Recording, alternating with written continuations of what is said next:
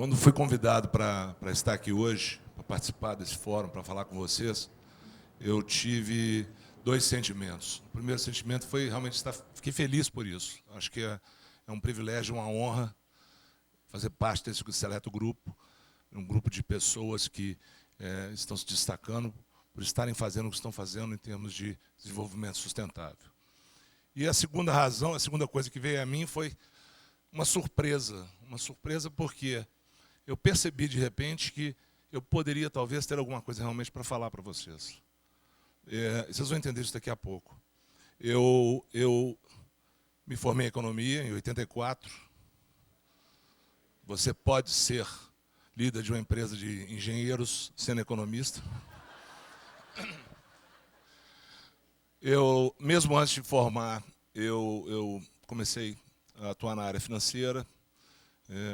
Logo que me formei, eu trabalhava num banco, logo que me formei, me juntei a uma empresa mineradora. Trabalhei em tesouraria, captação de recursos, trading de commodities, moedas, negociações internacionais, financiamentos, ou seja, um cara de escritório, né? Bem dentro do quatro paredes, mas sempre em empresas de mineração. Depois de um tempo, eu fui para a área chamada de finanças corporativas, eu comecei a vender ativos, comprar ativos, fusões e aquisições, e foi aí que eu comecei a ver um mundo diferente.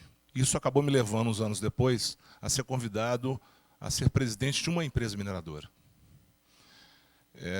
Quando eu ingressei nesse novo papel, passei a realizar esse novo papel, o meu contato com o ser humano, com as diferenças que existiam entre estar entre quatro paredes e voltar para a operação, foi um choque para mim.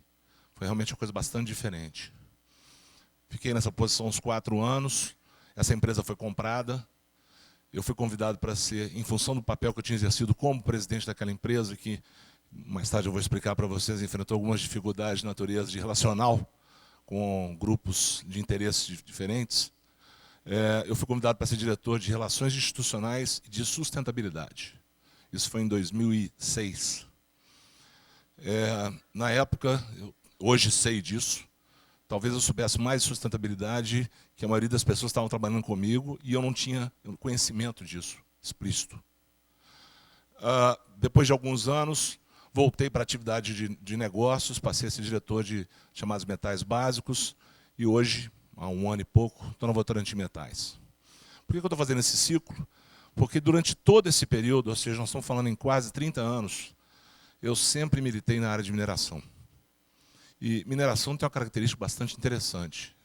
Provavelmente, dentre as indústrias, talvez a de extração de óleo e gás, foram as indústrias que mais penaram com respeito à questão ambiental e à questão de relacionamento social.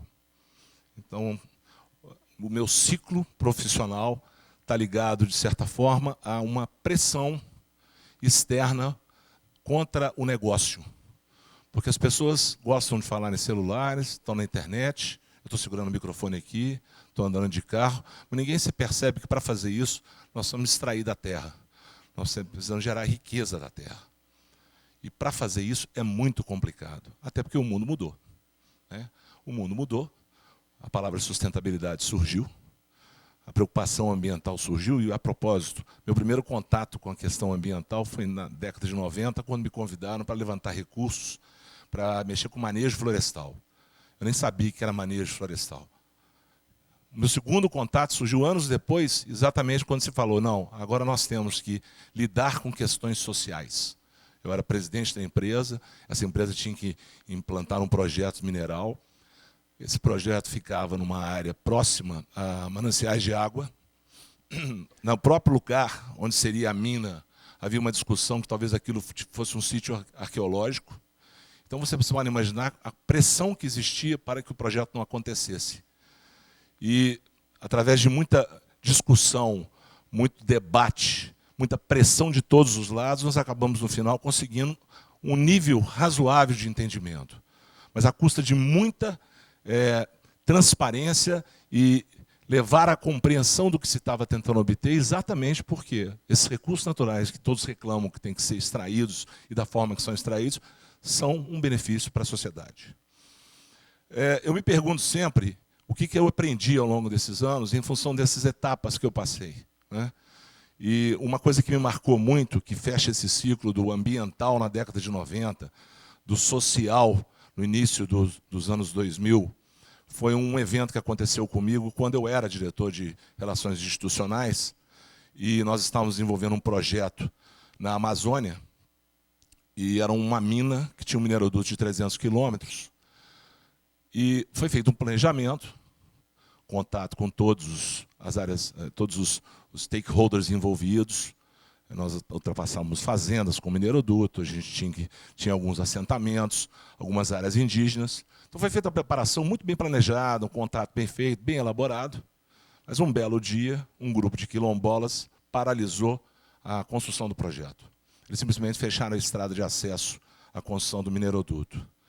Aí vieram correndo para mim contar, ó, fecharam a estrada, o projeto vai parar. Falei, o que houve? Não, fecharam, eles estão reclamando que mataram uma galinha.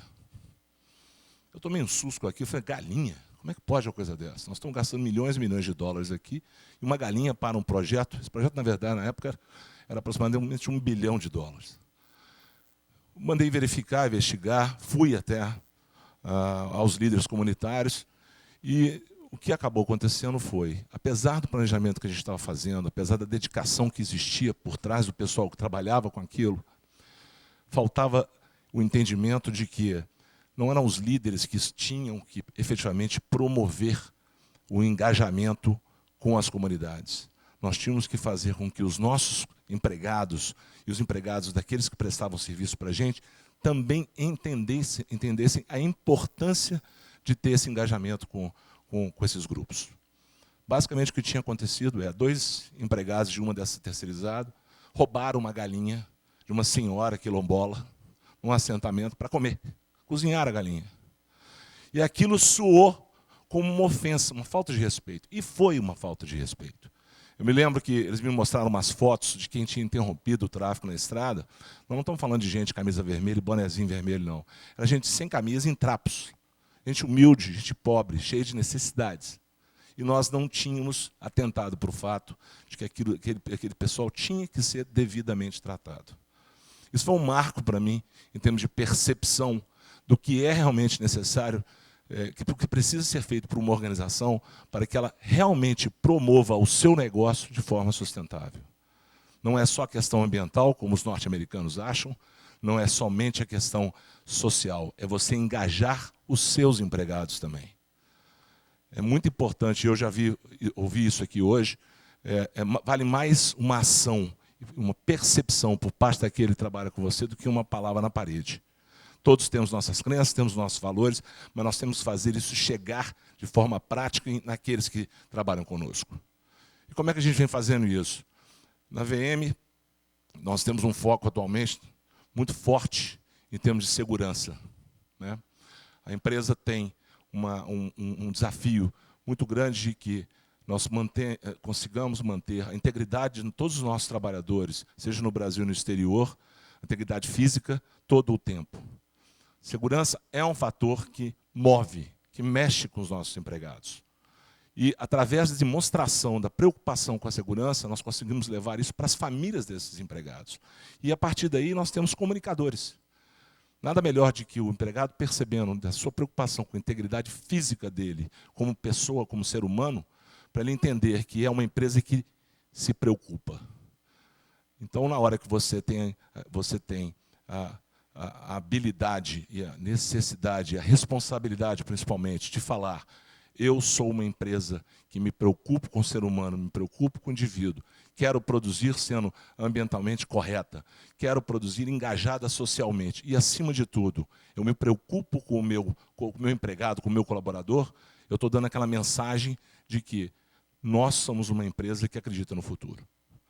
Nós temos programas ligados à redução de resíduos, programas de redução de emissões, programas de treinamento de administração pública, uma série de programas, todos válidos.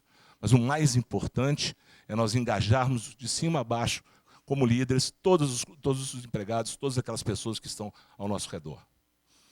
Eu penso como mensagem para os futuros líderes, para aqueles que pretendem realmente fazer a diferença, é uma coisa que já foi mencionada aqui hoje também, que para mim é extremamente relevante, é fazer as coisas com paixão.